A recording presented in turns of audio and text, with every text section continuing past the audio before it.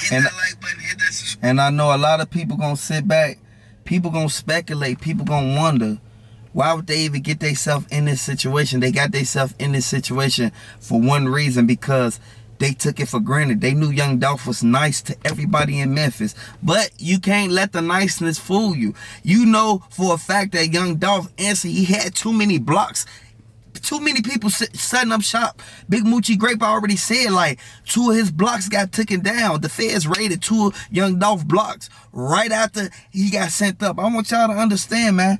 The people who was connected with Key Glock and Blac Youngsta, them the same people signed to Moneybagg, your label, man.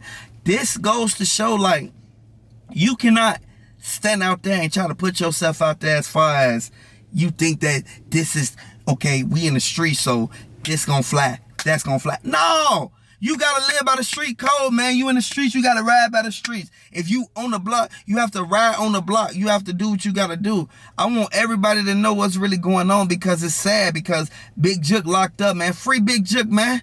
Ain't no taking sides. R.I.P. Young Dolph, man. Hey, R.I.P. to everybody got sent up behind this, man. Y'all see what happened, man. When you basically get the money, you go out there, you put on a show, you realize you make people not like you, man. You make people not like you because the way you acting, man. You have to be 100 regardless of if you got the bag or not, man. Too many people get caught up in this, man. Y'all gotta really look at what's going on. Open your eyes and understand this is a revolving door. And we have to really pay attention to what's going on, because it's senseless violence, man. At the end of the day, man, I ain't gonna keep telling nobody that, and I'm not gonna sugarcoat it, and I ain't gonna be scared to say it for nobody. I want y'all to really look at what's going on, man. Mia J got too many people who she wanted to put on. Next thing you know, Young Dolph gets sent up. Mia J got kids, man. Y'all got to pay attention to the fact that they showed no mercy. They knew for a fact what was going to happen after Young Dolph gets sent up. Mia J wasn't going to really come out like that. I want y'all to understand, man. Hit the like button, subscribe to the channel, man. These people bogus, man. That's why I told y'all, once they instantly looked at the camera, they like, hold on. This kind of look like Maurice standing by Young Dolph. We don't want raise no suspicions of Maurice having nothing to do with it. This is why they instantly didn't show the footage, because they didn't want Maurice to resemblance the person who was with Young Dolph. I want y'all to really look at what's going on, because FBI don't play no games. When they come, they coming. I want y'all to understand that, because those are facts, man. A closed mouth won't get fed, and if don't nobody realize, sit there and put the heat on Makita, Raven, 901 Trigger Trey, any one of them that is that's basically in the shop, working the shop.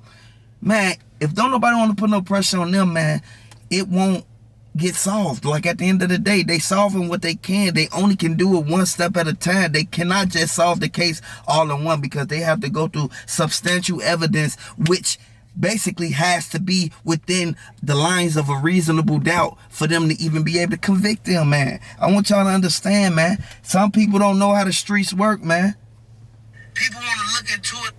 I want y'all to understand. People want to look into it with a closed-minded mentality. I know everybody ain't smart. I know everybody don't know how to read or comprehend. Everybody ain't, you feel me, that savvy. But I know for a fact that half of y'all from the streets, and you know common sense, man. People already know for a fact, if you go somewhere in the wintertime, you're going to either have a hoodie on, or you're literally going to be hopping out of the car, running in somewhere, and coming right back out. 9 times out of 10, a person who got money going to have on a Gucci scarf or a Louis scarf. Y'all got to pay attention to what's going on.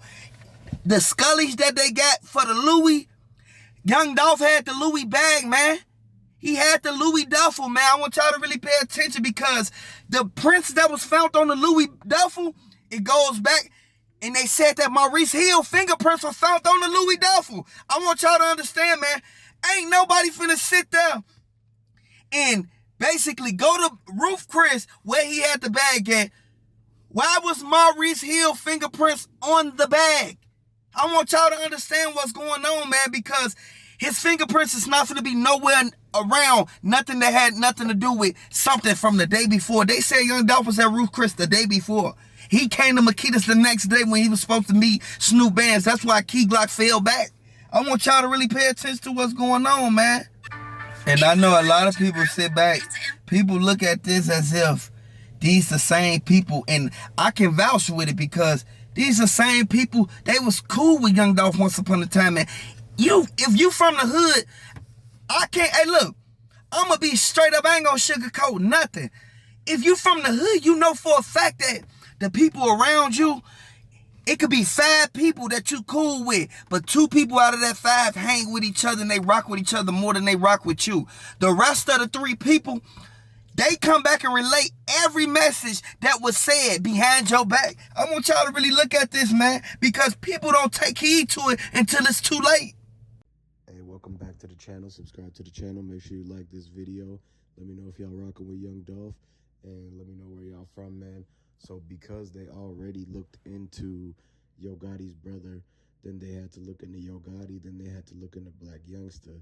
And so this is why, the reason why they was already like hiding out before all this entire year is because the fact that they was coming. And so they already knew that they was gonna get that one dude, Lotto Cash's dad, because him and Big Jook seen in pictures all over the internet together. Like, they actually are best friends, and like literally they hang out, they call each other and stuff, and they do certain things together where they don't want nobody, because you know Yo Gotti is who they working for. They have to do the street work, all the dirty work for him, and so that's why they're so quick to be getting caught up, is because of who they are. They're basically the front lines of everything. So when you really look at it, it's like, why is it that these 2 guys who's like damn near 50 years old, because they're, you know, you got to think about it. Lotto Cash's dad, like, he's her dad, so he's way older than her. And so what happens is that these 2 dudes, instead of like pretty much out there trying to spread positivity and pretty much get money, they got this big label. Like, they could really be out here doing promoting. They could be running a security company. They could be running like a booking company or something. Like, they could be doing some type of management. There's a lot of money to be made around them, but they chose basically to go with that whole plot, that whole setup. And you know, condolences still go out to Young Dolph, because a lot of the Young Dolph fans and you guys know that there was always beef between CMG and PRE ever since the beginning.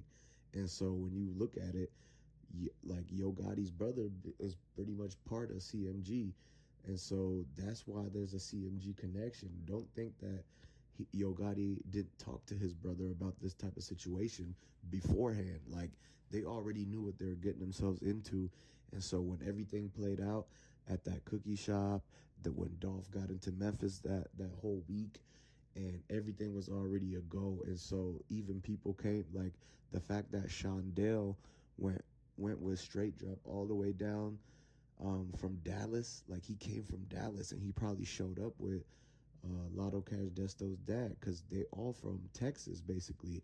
So a lot of people from Texas or from CMG end up like running off to Texas when they do something and go into hiding, and then they come back when there's a plot, the next setup, the next thing that they got to do to basically make ends meet, because they're really not thinking like, you know, the opportunities that surround them. They kind of got their head in the gutters, because you got to see that how CMG is pushing all this basically negative stuff. Like, they trying to push all the street stuff.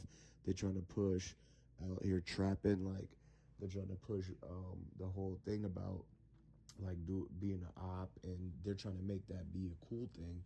And so that's why you see everybody that they sign talk about the same thing. They never have the money getting due. They always got the street dues. So when you gotta, like, when you got that kind of chance, it's like, man, so the people around them that's here and all that, and that's part of tied to CMG, that's why they all acting bad, and they all do all these things and get caught. And it's never like they don't have a super genius in there or nothing like that that's gonna get away with anything like that. So, because you gotta understand that most people, they think that they could get away with things, but no, that's not how it goes. It's always like you have to be basically 10 steps ahead of everything. So that's why they end up getting caught. They tell on each other. They prints show up. It's all sloppy, because at the end of the day, none of these people are James Bond. So whatever they did to Dolph, whatever they did with the setup, whatever they plotted, whatever they try to plan and get all these people together and get all these connections and send a hit or whatever, like, they not James Bond, so they didn't get away with it, basically. And that's why everybody caught on and knew that it was definitely somebody from CMG, because the last time something happened to Dolph, Blac Youngsta was the one who did the 100 shots, and he actually got, like, he turned himself into it for that because of the fact that they had already been wanting to interrogate him. But ultimately, Dolph didn't press charges, and so, but then on another day, you will see how Gotti and them was trying to get, they was trying to have Dolph catch a case and stuff like that. It's facts, because Dolph came out in an entire video that he posted where you could go and find this, where he talked about how he just got a call when he got back in town saying that CMG or Gotti and them was trying to get a case caught on him. And so if you guys look at it, man, it's been a feud for a very long time, and that these two sides have been going back and forth, back and forth. So it's not surprising how they could be caught up, because I've been saying for an entire year now, for like 10 months and 45 days, that basically that this whole thing is clear and that they need to show exactly what happened. Because if you really look at it, Moneybagg Yo's Bentley was right there in front of the Makitas, and it could have possibly had pinged it from his Bluetooth to say that his phone was there. And when you look at that fact that Dolph had two phones and they only got one of them, so somebody got the other one, because there was people saying that they were finding all sorts of things in the bushes. They were finding items that they never thought that they would see, and some of that could have been anybody's, right? Like, you don't even know if they had took stuff off of Dolph's wrist. Like, they could have took one of his watches before they showed up to try to give him help. They could have took his wallet. They could have took anything, including one of his phones that has passwords, all this kind of other stuff, like where it's got access to the whole label. And so that's one thing too. And you got to really look at how Daddy-O's the CEO and everything like that, how like all that's playing. They ain't really said nothing. There's no message, like, and basically we don't know what they're gonna do with the bread that Dolph was supposed to be given to the family, and everything like that is still in question, because we still got no answers. Because at first they told Ja it was known to leads, then magically they popped up with that picture.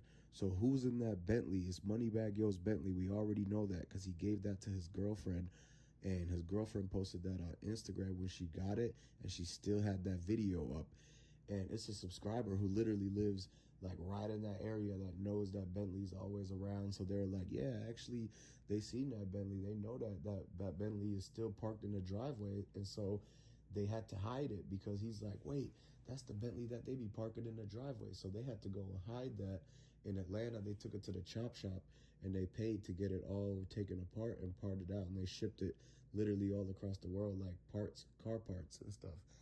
And so now they try to get rid of that, but we all know that it's probably most likely to be Yo Gotti and Moneybagg Yo in that car, because who's Moneybagg Yo's friends? Well, his boss, Yo Gotti, who pays him, he's got to be riding with him. He's got to be with him, and they might even have Blac Youngsta in the back seat. You really don't know, because everything is alleged, and they don't want to show you none of the footage about like them, Dolph actually pulling up and driving the car in the parking lot.